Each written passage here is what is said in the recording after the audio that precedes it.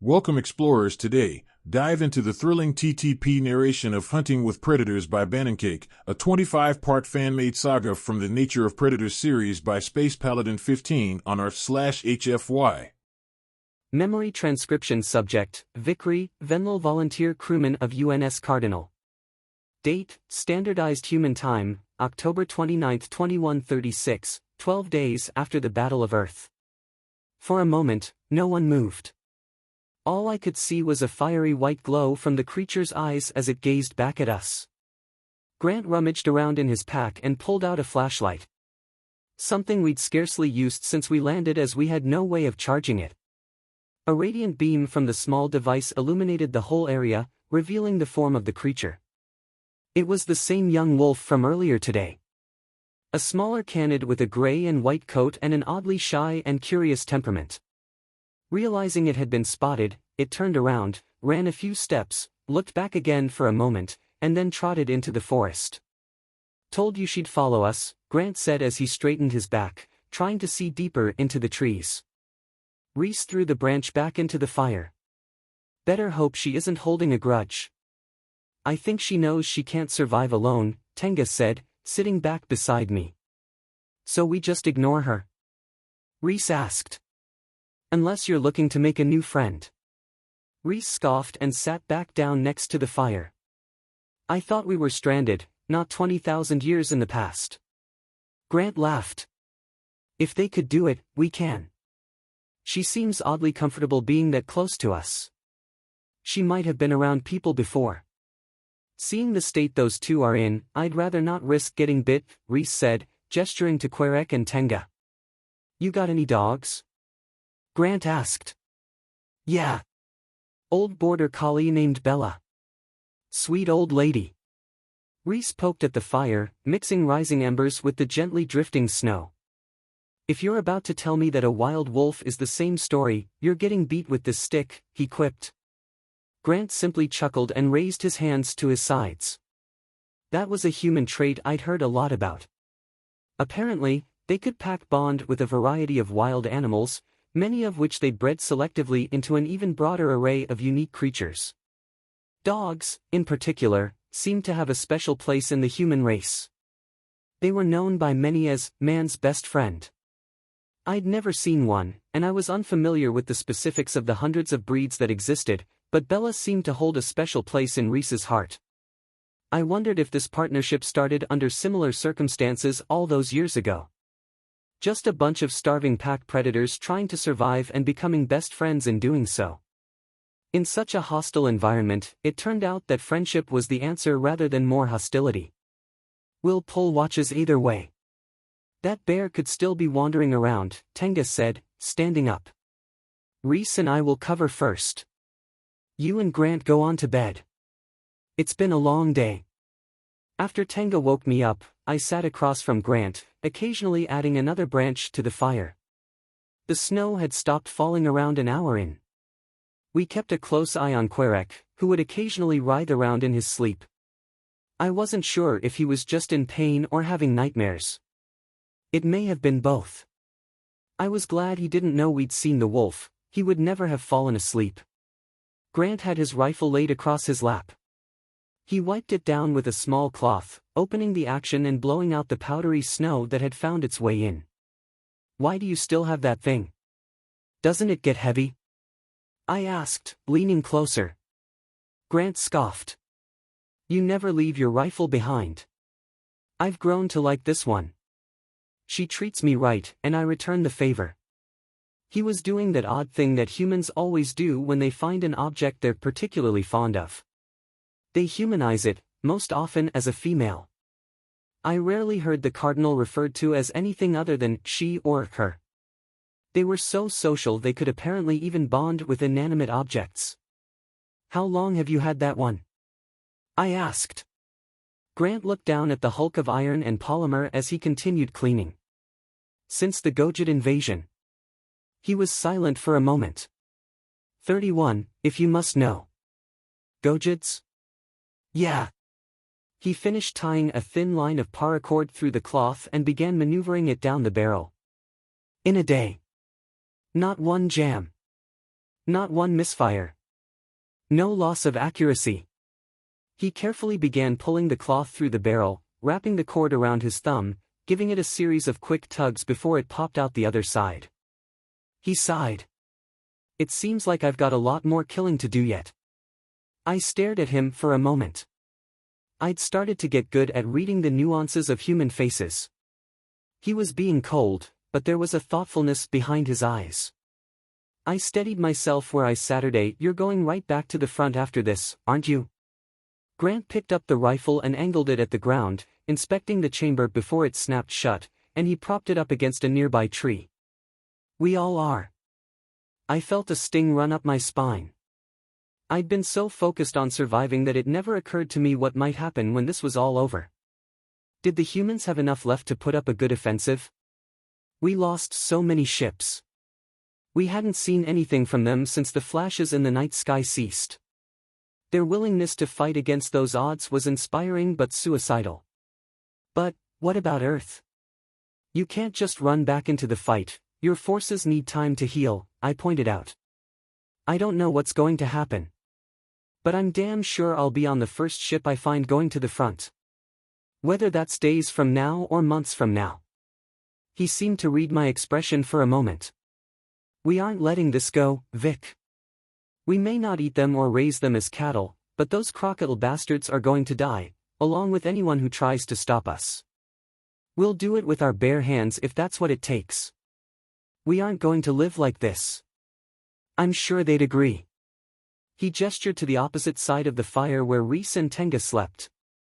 I gazed down at the fire. He was right, it just wasn't in the human's nature to roll over and accept defeat. I saw now that it was this planet that conditioned them for that. It would accept nothing less. It taught them how to use fear as a weapon and control their own. The only way a creature with no natural weaponry or armor becomes an apex predator is through sheer persistence. They lived the same way they hunted. Querek began stirring more violently and groaning in his sleep. I glanced at Grant, who nodded slightly. I knelt next to the Venlil and began gently shaking him. Querek, I muttered. He didn't respond. He kept rolling about beneath the thick blanket, whimpering as he inhaled sharply. Grant stood and approached. He bent over and snapped near Querek's ears. Suddenly, the Venlil shot up, paws flailing. He nicked Grant's wrist with his claws before the predator grabbed him. Querek. The Venlil looked up at the predator, panting. Grant cupped his hands around the bottom of his face. It's all right, you're safe. You're gonna open your wounds again, thrashing around like that. Querek seemed to take in his surroundings, finally realizing where he was. He sighed as he nodded at Grant. I'm sorry. I'm sorry. I was Ack. He clutched his shoulder. His jaw clenched as Grant gently laid him back down. The wolves, I know. Pain probably makes the attack feel like it's happening all over again.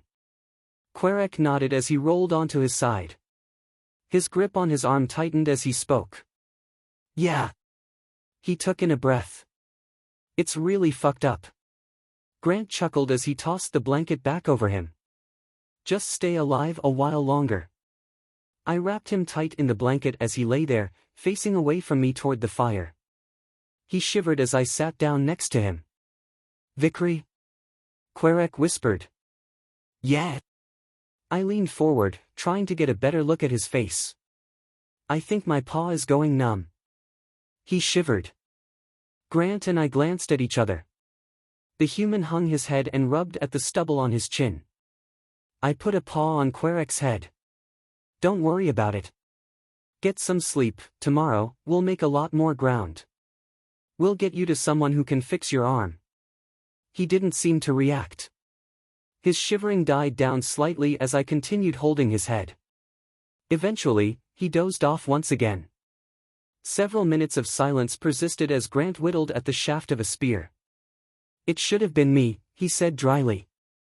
I'm sure that's what he thought when he ejected, I replied. We don't get to make those choices. Gods, I sound exactly like Tenga. Grant sighed. I know. I just wish there was something I could do. There is. Be there for him. I sat against a tree just before sunrise, staring into the impenetrable darkness surrounding the fire. It was quiet. So quiet that I started nodding off. The snow was oddly inviting. It felt like it was pulling me in, surrounding me with an icy blanket. Before I knew it, Grant was gently shaking me awake. I opened my eyes to see him kneeling in front of me with a finger over his lips. A sign that I now understood meant, be quiet. His face was illuminated by the dim, white morning light. At first, I was afraid that a bear was nearby, but I noticed that Grant was grinning slightly. His eyes diverted to my left, and he nodded in that direction. Near the fire, I saw Tenga, a few meters away from everyone else, on his knees. He held a small chunk of cooked flesh in his hand as he held it out toward a curious young wolf. The creature was slowly inching forward with its head hung slightly, watching Tenga's every move. It got within just a few feet when Tenga slowly put the piece of flesh to his mouth and took a bite before extending it out again. He was careful to make no sudden movements or expressions that could be interpreted as aggression. He was as low to the ground as he could get, meeting the wolf at eye level. Suddenly, my translator came to life as a voice echoed in the distance. Somebody help. I sat petrified as dozens of ravens took flight from the trees surrounding us. I never even noticed them, but they had apparently surrounded our campsite. Unsettling, to say the least. The wolf promptly backed away as we all froze and looked around. Its ears perked up as it scanned the horizon. After a few seconds, it hung its head low to the ground, sniffing as it trotted into the forest. That was Gojid, I announced as I stood up. Querek stirred in the blanket. A really loud one, he groaned. Reese helped him up as the Venlil held his arm tight to his body. He seemed delirious. Between the nightmares and the pain, I doubted he slept well. Reese knelt down. I'll carry you if you like, just don't puke on me. Querek chuckled weakly as Reese helped him into a sling. The Venlil groaned as he collapsed inside. Grant walked over. Let me see you move your paw. Querek weakly curled his wrist inward and extended his claws. It's still numb. But you can still move it. And still scratch with it. He rubbed a set of shallow claw marks on his wrist. I approached Tenga as he watched the wolf trot away. He looked down at me. Could you hear where it came from? I shook my head. It echoed off the cliffs surrounding us too much to tell exactly where it originated. At least it distorted any sounds a predator might hear from us. Tenga looked back toward the tree line. Well, she certainly seems to know where she's going. I watched as the small canid weaved its way through trees and dead shrubs as it trotted further into the forest. You want to follow her? I asked. Tenga shrugged. I don't have any better ideas. Lucky could track a scared Gojid down better than any of us. I guess the name stuck. If he was calling her by name, I assumed they had bonded somewhat in the early morning while I was sleeping. She still seemed afraid of the humans, but getting that close required at least some trust. Tenga turned back to the rest of the group. Pack up. Let's find that Gojid before they attract every predator in this forest. Tenga led the way as he followed the wolf's tracks, using the spear to move low-hanging branches aside as he ducked beneath them. I followed third in line, just behind Grant, who seemed especially wary. This is a bad idea, Lieutenant, he stated before flinching as a branch whipped back from in front of him, smacking him in the head. Why? Because they could be armed, or because there could be a bear mauling them as we speak? Grant rubbed his head as he pushed the branch aside. I was careful to duck aside before it snapped back once again. So you know it's a bad idea. What's the point, then? Just leave them, and let's get the hell out of here. We gotta take care of ourselves right now. I heard a scratching sound from behind me, followed by a light smack. Ow! Querek whispered. The potential reward outweighs the risk. We're still at war here. Surviving the wilderness won't mean much if another fleet arrives and finishes us off. So, a Gojid prisoner could provide some important information. Especially if they happen to be high-ranking. They could also have some equipment we could use. Grant sighed. I hope you're right. After a few more minutes, we heard shouting from up ahead. Get away. Leave me be, you evil creature. We rushed toward the sound to see a trembling Gojid on top of a rock. Below them was Lucky, growling as she paced back and forth.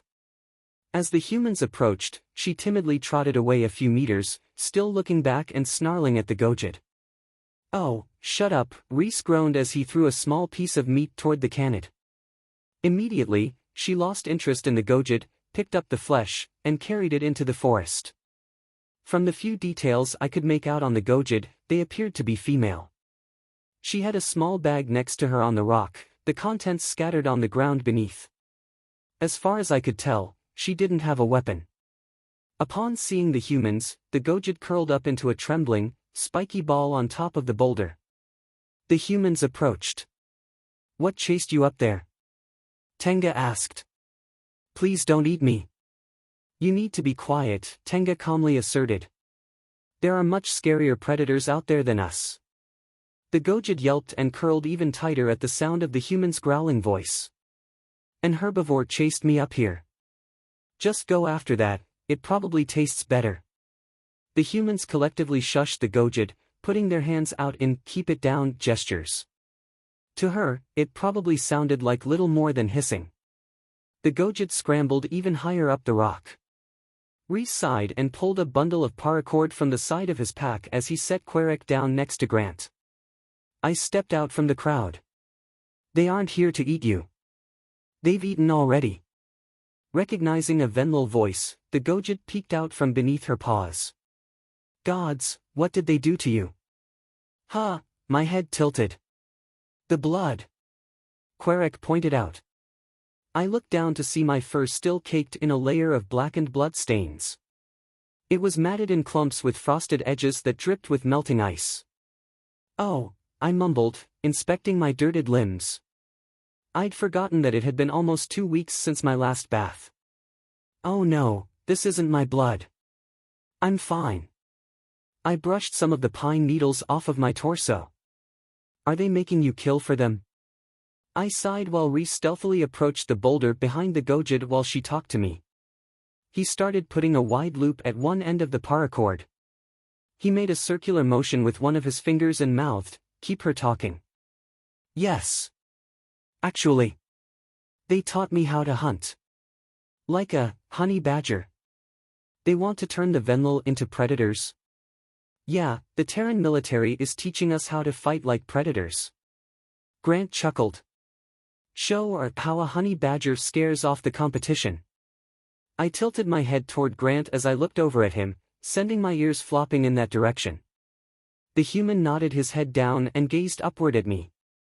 Reese finished putting a loop in the paracord and prepared to throw it. This was dumb, but I thought I'd oblige the humans. Maybe that skill would come in handy. I bent my knees into a lowered, widened stance like I'd seen the humans do. I bared my flat teeth and extended my claws as I held them up to either side of my head.